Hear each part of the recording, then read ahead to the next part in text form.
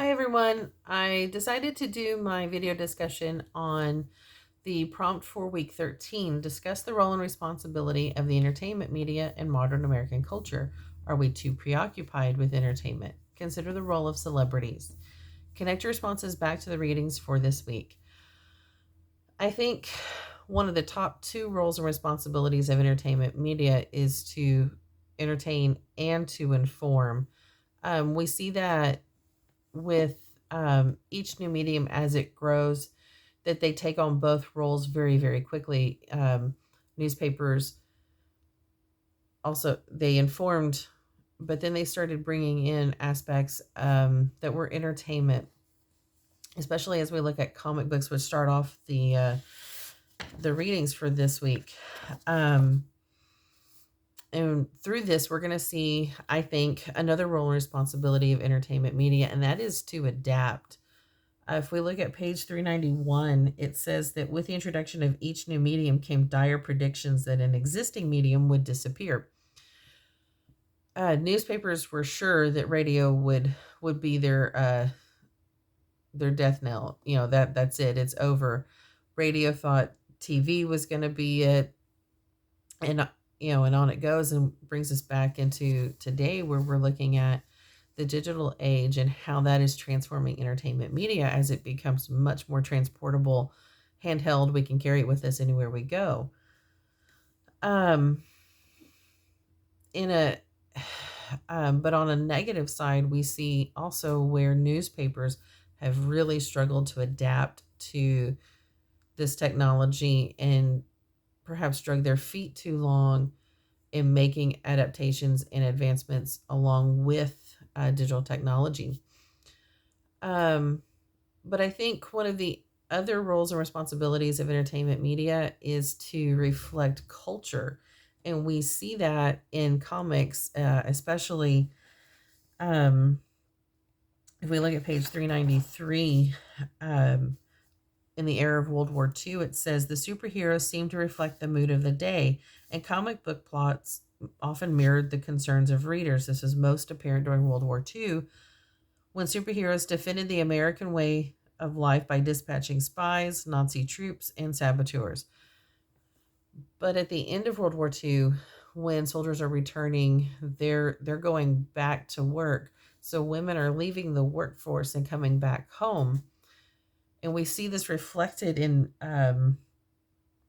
comic books in that time as they sort of come away from the heavy plots on defeating Nazi spies, and now they're turning to romance and comedy, um, thinking about Jughead and Betty and Veronica and Archie in that world, Mad Magazine, things like that.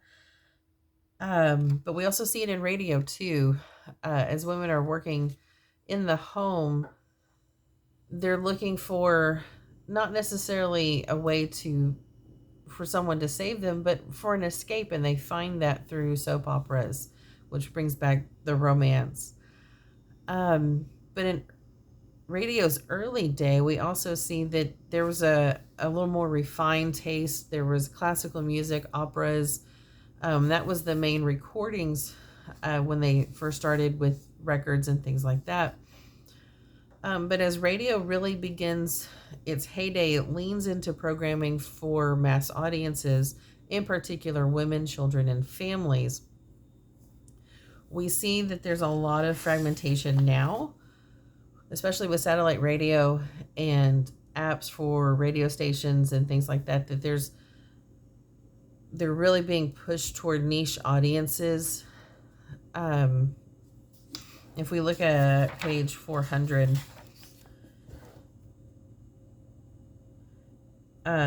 we see where new technologies are allowing for experimentation with sounds, recording, media, and distribution.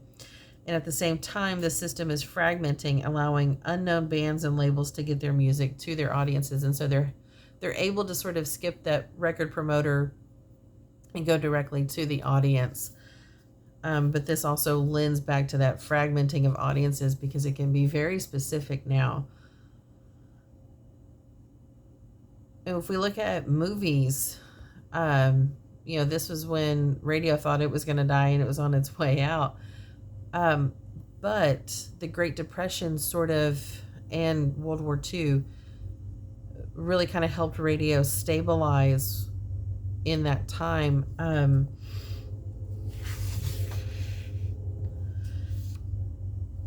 Competition on page 402, it says competition from radio, which entertained for free, kept audiences home from theaters. So there was still entertainment happening. Radio was able to broadcast for free, so it's reaching a lot of people that could not afford to go to the movies at this time too. Government sort of halted any development on TV, and that after World War II, when that began to pick up, it went like wildfire and advanced very, very quickly. And it seemed, even, and this is a great example to transition into being preoccupied with media. It seemed almost as soon as one new form emerged, we were figuring out how to incorporate it into our lives. How to, after dinner, we'd sit around back in radio's heyday and listen to Amos and Andy and Little Orphan Annie and things like that. And now we're holding it in our hands and carrying it with us, and we always seem to be plugged in, whether it's entertainment through podcasts, true crime dramas, things like that. We're listening, we're entertaining, we're gaming, and we're carrying it around with us. If we consider the role of celebrities in this equation of being preoccupied, if we look at the war effort on page 402, it talks about how celebrities were used to help sell Liberty loans, like Mary Pickford, Charlie Chaplin, and Douglas Fairbanks. And the government made good use of that star power during World War I to help sell Liberty loans to the public. And then again in World War II, they used movies to help explain war efforts and propaganda. But there were also a lot of Hollywood stars that enlisted in the armed services or volunteered to entertain the troops for free. Maybe not for free, but they did volunteer to entertain the troops, and so this set an example for their fans to follow. It says on 402. If we're looking at modern examples, I may show my age a little bit here, but I grew up with NBC's The More You Know, and it was PSAs that used stars from their hit TV dramas, and a few of them were movie stars.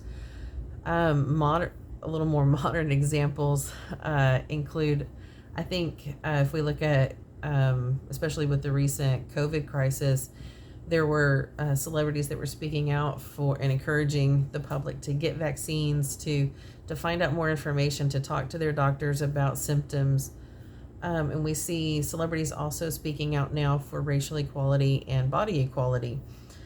And so, I think we're a little preoccupied with entertainment, especially when we can use celebrities to directly talk to the American people. And that connection is made even more critical as we can hold it in our hands now. And that wraps up my discussion on week 13. And I look forward to your questions and your comments. Thanks, everyone.